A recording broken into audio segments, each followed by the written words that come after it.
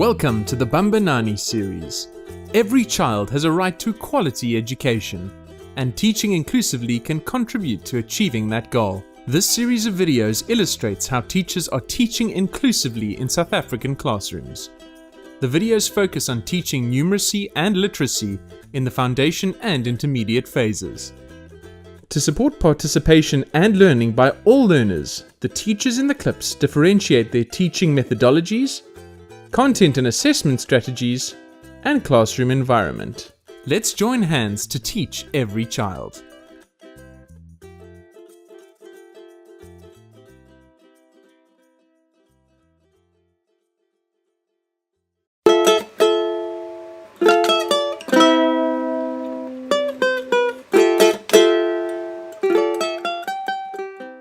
My name is Senzekahle Mbogazi. It's my third year teaching now at Bosman Primary School.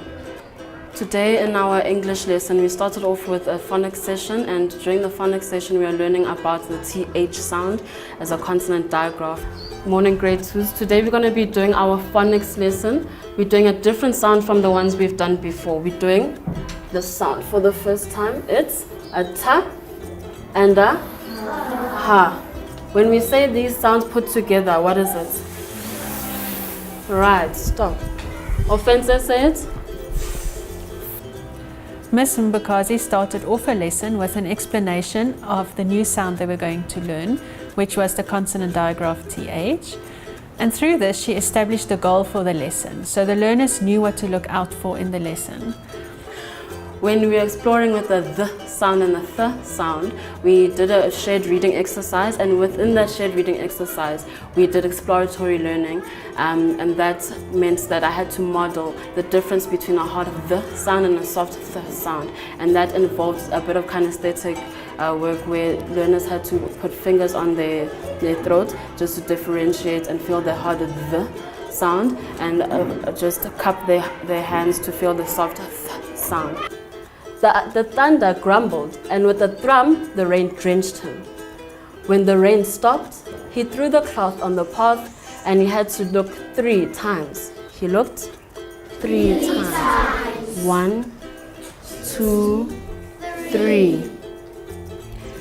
Once they explored the sound and understood what it can do and what it looks like, Miss Mbakazi started to guide the learners in application of the sound through a whole class shared reading activity.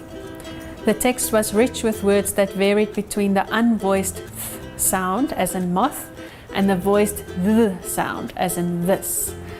And with the TH sound, it's different from other sounds that we've learned this year so far. So particular attention had to be paid to the fact that it looks the same way in different words, but it makes a different sound.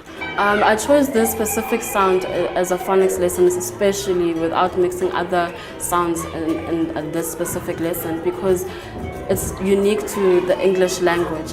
The t and the h put together making a th sound. We don't find that in any other language. And also with this context specifically, a lot of and most of the learners are not English mother tongue or home language speakers. So it's had to be taught specifically as its own lesson in isolation, because a lot of the learners speak another language at home. So what is the next word that we can find in our story? Thick. Thick. Is thick a buzzword? Is it hard or is it soft? Thick. Thick. Thick. Thick. Is it hard or soft? This was done in a multi-sensory way.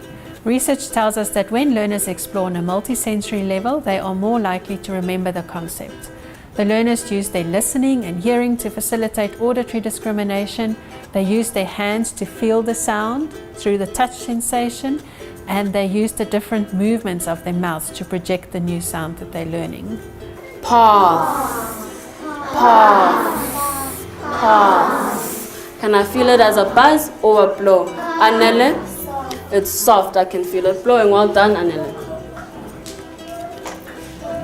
When it came to our worksheets, we had differentiated worksheets in the sense that the stronger learners could extend themselves by not only circling and identifying and showing us that they recognize the difference between the two words, but they also had to construct their own words and later on construct their own sentences. Whereas from that same worksheet, it was differentiated for the weaker learners. The weaker learners just had to identify and show us that they recognize the difference between the two sounds. Independent applied work was then differentiated according to learner abilities. Thus. It's hard to solve. It's hard to solve. Because that. Okay. Subtle repetition of a new concept is an excellent inclusive approach to follow within the classroom.